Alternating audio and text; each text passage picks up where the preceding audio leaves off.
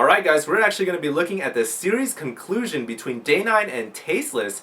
This time actually Day 9 spawning as Terran and choosing Steps of War as his map. Tasteless spawning as Zerg. And so Tasteless decided to go for early pressure. I feel like Day 9 should have been able to hold this off, and Day 9 seemed to be going for some fast Hellions with that reactor on his factory and what would one assume to be a liftoff into a factory for Tech Lab. Unfortunately, he landed the racks and started to build another reactor, and so he had two reactors and no tech lab to deal with the roaches that were coming into his base. If all you've got is Marines and Hellions, there's nothing you can really do against the roaches. You really need Marauders, or you need siege tanks or Thors to be able to do with those roaches. And so Tasteless was able to win in a quick push, and Day 9 never able to cover up that ramp or have the right units thanks to that reactor being built instead of the tech lab, was forced to concede game number 3. Here was trying to go for a Thor ship rush, but I'm not sure why he's building a reactor on this Rax. He really needs to be building a tech lab right now, and the command center I think needs to be placed right here to help the wall off when the Rax lifts off to build that tech lab. So two different things going wrong for Day 9 right here. The roaches are actually going to have a free waltz in. Hellion's not that good against roaches, and this is really bad for Day 9. He's forced to pull SCVs off the line, and I think Day 9 was trying to go for that Thor ship build, but the expansion, when you're building that command center, needs to block this when you lift that barracks off, and he did not do that, so he's allowing the roaches to come in, forced to pull SCVs off the line to deal with this now because of the build order clumsiness. And I think Day 9 here is in a lot of trouble. He's losing tons of SCVs. And, I mean, the racks here, it's basically two reactors on both of these buildings. That's not helpful at all against roaches, because think about it. All you can build is mass Hellions or mass Marines, and roaches are not effective. You need Marauders, or you need siege tanks or Thors. And so Day 9 calls GG. Alright, we actually have fan favorite The Little One and Artosis for the next set. Both of these players also very good. Artosis playing Zerg, and The Little One playing random, actually. So let's go ahead and take a look at set 1.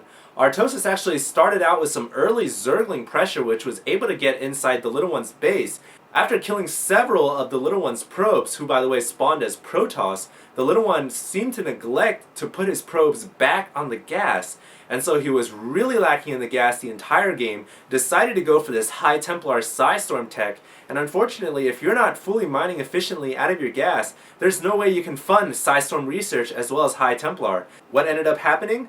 Well, the Little One had High Templar for Psystorm, but was never able to finish the research in time when he needed it most. And the Zerglings look like they're actually going to run up into the main. Artosis is making a good choice here. He could do a lot of harassment here, and he's going to see exactly what's going on in the main, forcing the Little One to pull off of his probes. He's got High Templars coming out as well, but he's not researching Psystorm yet, so he's not going to be able to Psystorm, but he is going to have high temps. I think part of the problem right now is that the Little One actually forgot to put all of his probes back in gas after that earlier harassment, and he really can't afford to get the Psystorm right now, so I think he realizes that. And one High Templar goes down, one gets out of there, but the Psystorm is not even done yet. Oh, this is the bane of any Protoss player. Oh, another temp goes down. Doesn't even matter because there's no research for Storm yet. It is underway, but it is not yet complete, and the Roaches outnumber the Immortals massively, so it doesn't even matter that Immortals hard counter the Roaches.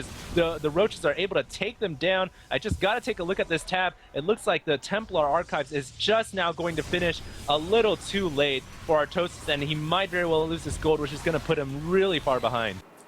Game number 2 was a pretty basic game between the Little One and Artosis. Little One actually choosing Blistering Sands, seems to be a pretty popular second map choice for players these days. And the Little One actually spawned as Protoss again. And the Little One reversing the tables a little bit in this second set, where the Little One went for a 2-gate build, got some early Zealots into Artosis' base, who was, by the way, going for a fast expansion. The Little One able to kill off several drones, and then as the game continued on, the Little One made a huge push at the end to finish the game, set 2, and as you guys all know, losing those early drones for Artosis just cost him exponentially as the game went on. So he's got the Zealots inside Artosis' base right now. The Queen spawning right out of there of the hatchery. That is going to be enough to hold off these two Zealots, I believe, as long as Artosis uses his Zerglings wisely. The Queen is quite the defender herself, and with the Roaches on the way in these eggs as well, I don't think this Zealot push is going to do much for the Little One. And the Little One is probably, he's going to try to get a couple drones. He does get one. Every drone does count, and then the Zealots are going to go down before they can take out, oh, they do get another drone. And now the Little One making a counter push and trying to finish off Artosis after that early game harass. He's also got a couple force fields up, not the greatest positioning there, as the queen goes to work and the zerglings all go down. Oh, Artosis here in a lot of trouble, not throwing up enough spine crawlers, and I think this is going to be enough forces to actually take the game for the little one. Game number 3 actually showcased Artosis choosing Metalopolis and the little one choosing Terran. Artosis was actually going for a fast drone scout into the little one's base. He really wanted to know what the little one, what his race was, as well as what kind of build he was going. Unfortunately, the little one denied that scouting drone and decided to go for some fast Hellions into what one would assume to be Thors. Well, the Hellions came out, Artosis never saw them coming, and he lost several drones to a drone barbecue. The queen is going to go down already. That is a huge deal. He really needed that queen to soften up these Hellions. So good control there from the little one. Not the best from Artosis. The drones getting forced to get pulled off the line. They need to be going and running up that ramp, but now they're backed into a corner. This is like a Hellion heaven right now, as they are going to burn down so many drones. It looks like he's actually killing Hellions with drones. Never a good idea, as 2 more Hellions are going to show up. Roasty toasty drones going down all over the place. This spine crawler could not be more late. What resulted was the little one eventually making a huge push out with Thors, Marauders, and Hellions, and there wasn't anything that Artosis was able to do after losing so many drones early on, taking such a huge hit in the economy. So there is going to be a big battle right now. Artosis is going to have to pull something magical out of his hat if he wants to make this happen. So here come the Roaches, apparently focusing down the Marauders. I think they really need to be focusing on these Thors, able to kill those 2 buildings with the Thors quite easily, even shooting the Queen right there. Thors do kill Queens exceptionally quickly, and Artosis here, look how one-sided this battle is, simply because he did not have the income to make enough Roaches from that early harassment. And for our final wrap-up of the HDH round of 16, we actually have Chthon Luck and Kawaii Rice. This was actually a Terran versus Terran, where Chthon Luck decided to go for fast Banshees. Unfortunately, Chthon Luck had other ideas, and Chthon Luck had 2 bases already, plenty of energy saved up for the scan, threw down the scan on the Cloaked Banshees, and the Vikings were able to take them out no problem. Kawaii Rice decided to respond with some fast Ravens instead.